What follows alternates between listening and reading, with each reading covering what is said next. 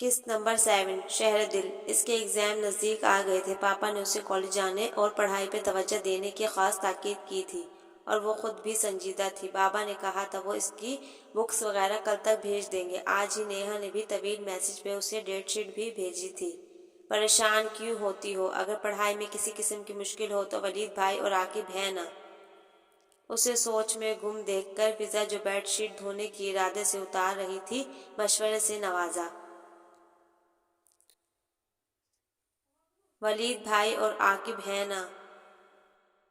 ایمان نے زیر لب اس کا فقرہ دہرایا اور اسے بے دری گھورا۔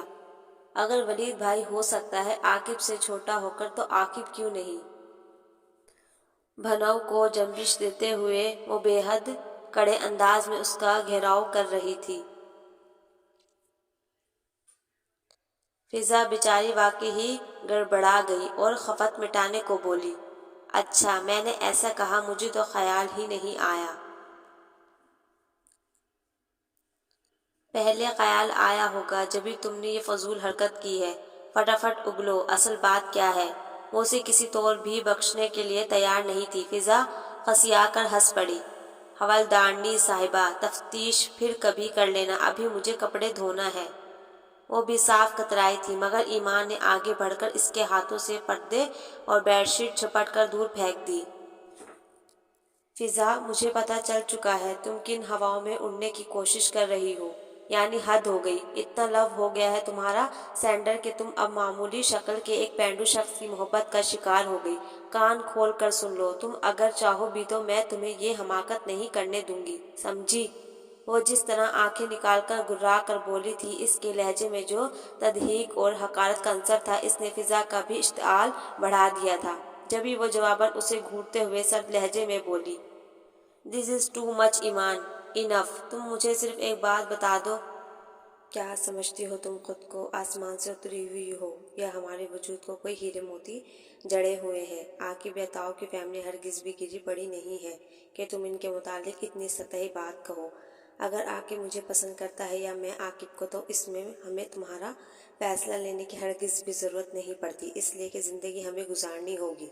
تکبر کی جس سیڑھی پر تم کھڑی ہو نا، وہاں سے انسان ہمیشہ منہ کے بل ہی گرتا ہے، بہتر ہے کہ سنبھل جاؤ، فضا نے جارحانہ انداز میں کہا تھا، اور اتھل پھتل سانسوں کے ساتھ جب پلٹ کر دروازے سے نکل کر باہر آئی تو برآمدے میں ولید حسن کو ایک سکتے سی کیفیت میں کھڑے پا کر اس کا اضطراب اور تھکن جیسے ایک دم ہی مزید بڑھ گئی تھی۔ کچھ بھی کہے بغیر اس نے انتہائی بے کسی کی کیفیت میں کسی مجرم کی طرح ہی سر جھکا دیا تھا۔ ولید حسن نے ہاتھ میں پکڑا کتابوں کا بنڈل وہی کونے میں پڑے میز پر رکھا اور انہیں قدموں سے پلٹ گیا۔ فضا کے دل کا بوجھ کچھ اور بڑھنے لگا۔ چلو پھر شرط لگ جائے، میں ثابت آج کر دوں گی کہ تم نے دل لگی کی ہے، محبت نام کی ہے۔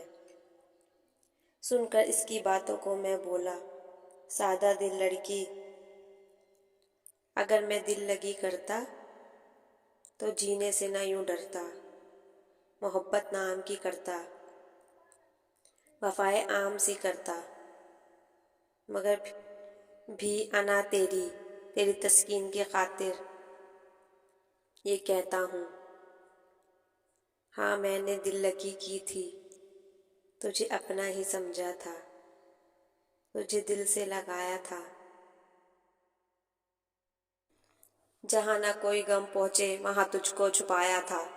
وہ خاموش اداس بیٹھی، جیسے پہلے چولہے کی راکھ بلیسن سے کرید رہی تھی ویسے ہی کریدتی رہی۔ عاقب جس نے محض اس کا موڈ بدلنے کو یہ طویل نظم بنائی تھی، بد مزہ سا ہو گیا۔ کیا بات ہے بھئی، یہ اداس بلبل کیوں بنی بیٹھی ہو؟ نہیں تو؟ وہ سر جھٹک کر بولی، مگر عاقب کو ہرگز اس کی بات کا یقین نہیں آ سکا تھا۔ کوئی پریشانی ہے یا آپ پہ بھی ایمان والی کیفیت طاری ہو رہی ہے؟ ایمی کی وجہ سے پریشان ہوں، وہ خفا ہو گئی ہے مجھ سے۔ اس کی آواز جیسے آن کی آن میں بوجھل ہونے لگی۔ عاقب نے الجھ کر اسے دیکھا تھا۔ خفگی کی کوئی وجہ بھی تو ہوگی۔ یہ مت پوچھے پلیز، اس نے عاجزی سے کہا تھا۔ آنکھوں کی سطح بہت سرعت سے گیلی ہونے لگی تھی۔ اوکے، نہیں پوچھتا، یہ بتائیں غلطی کس کی طرف سے ہوئی تھی، آپ کی یا اس کی؟ اس کی، وہ شدید قسم کی غلط فہمیوں کا شکار ہے۔ فضا نے بلا جھجک کہا۔ اندر داخل ہوتے ولید حسن کے چہرے پہ ایک تلخ مسکراہٹ بکھر گئی۔ وہ حقیقت پسند ہے فضا جی، میں انہیں غلط نہیں کہوں گا۔ ولید حسن کسی قدر سرد آواز میں کہتا سوس پین میں چائے کے لیے پانی رکھنے لگا۔ عاقب نے بہت حیران کن نگاہوں سے اسے دیکھا تھا۔ تم جانتے ہو ساری بات؟ جی بس اتفاقاً سن لی تھی، جیسے ابھی آپ کی باتیں سن لی ہے، وہ نارمل انداز میں کہہ کر شرف سے چینی اور پتی کے ڈبے اٹھانے لگا۔ فضا ہونٹ بھینچے بیٹھی تھی۔ آپ لوگ چائے پئیں گے؟ ولید نے سوس پین کے پانی میں پتی ڈالتے ہوئے دونوں کو باری باری دیکھا۔ عاقب نے ہاں، جبکہ فضا نے نفی میں جواب دیا۔ پی لیں، سر کے درد کو افاقہ ہوگا، ورنہ حالات تو سدھرنے والے ہیں نہیں۔ اس کے مدھم لہجے میں فضا کے لیے ہمدردی تھی۔ فضا نے شاکی نگاہوں اس پر ڈالی اور اٹھ کھڑی ہوئی۔ مجھے صرف اس سے نہیں، آپ سے بھی شکایت ہے۔ اس کی بات پہ ولید چکرا کر رہ گیا تھا۔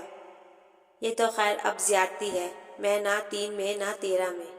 وہ بے ساختہ بلبلایا۔ انداز ایسا تھا کہ اتنی ٹینشن اور ناراضگی کے باوجود فضا کی ہنسی چھوٹ گئی۔ اگر آپ اپنی بے نیازی اور اکڑ کو ذرا سا ڈھیلا کر لیں تو اسے راستے پہ بھی لایا جا سکتا ہے، مگر آپ ولید کا منہ کھل گیا، پھر بے چارگی سے بولا، آپ کو میرے سر کے یہ حسین اور گھنے بال اچھے نہیں لگتے؟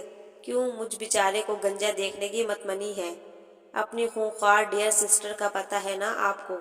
اس کے بات کرنے کے انداز میں فضا کا ہنستے ہوئے برا حال ہونے لگا۔ عاقب جو نافہم نظروں سے باری باری دونوں کو دیکھ رہا تھا، کسی قدر تب اٹھا تھا۔ میں تم دونوں کو احمق اعظم نظر آتا ہوں، بیچ میں مجھے بٹھا کر خود دونوں کھی کر رہے ہو۔ یہ لیجئے۔ جل گئے محترم، ہنستے مسکراتے تو کسی کو دیکھ ہی نہیں سکتے ہیں یہ۔ چلیے آپ ہی بتا دیجئے انہیں ساری بات، میں ابا کو چائے دے آؤں۔ وہ چھان کر چائے پیالی میں نکال کر باہر نکل گیا، جبکہ فضا مخمصے میں پڑ گئی۔ کیسے بتائے؟ جبکہ عاقب سوالیہ نظروں سے اسے دیکھ رہا تھا۔ اس نے سنسر کر کے بتانا